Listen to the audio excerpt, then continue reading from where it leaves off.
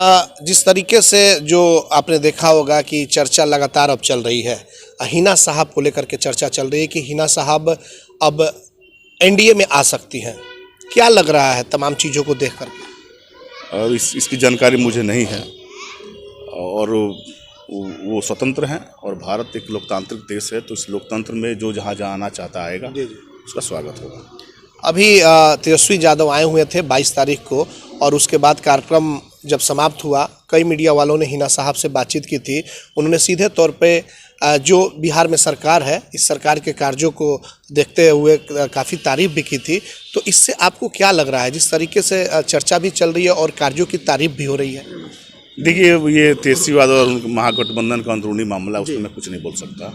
और जहाँ तक तेजस्वी यादव का, तो उनको तो बताना चाहिए कि बिहार में जो जंगल राज का प्रतीक किसको कहा जाता है। लालू यादव जी जब जेल गए तो सरकार किसकी थी? एच.डी. देवगौड़ा देश के प्रधानमंत्री थे और लालू यादव का सहयोग था। तो ये महागठबंधन जो लोग हैं, ये पूरी तरह छत बिछत हैं और हम सरकार फिर आएगी और राष्ट्रीय जनतांत्रिक गठबंधन की सरकार 2024 और 2025 में बिहार में सरकार बनेगी।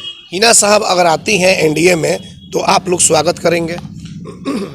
हिना साहब आती हैं तो राष्ट्रीय जनतांत्रिक गठबंधन के नेता से मिलेंगे और अब उस समय की परिस्थितियाँ देखी जाएंगी कि क्या होता है। क्या लग रहा है कि हिना साहब के आने से पार्टी और आप लोगों की मजबूत होगी, एनडीए और मजबूत होगा? हाँ जी, बिल्कुल। हिना साहब के आने से राष्ट्रीय जनतांत्रिक गठबंधन बहुत मजबूत होगा। जी। और इसका फ़ायदा मिलेगा राष्ट्रीय जनतांत्रिक गठबंधन को और लाभ भी मिलेगा। बिल्कुल आपने देखा कि ये राहुल तिवारी थे और बातचीत हुई है राजनाथ सिंह के कार्यक्रम को लेकर के।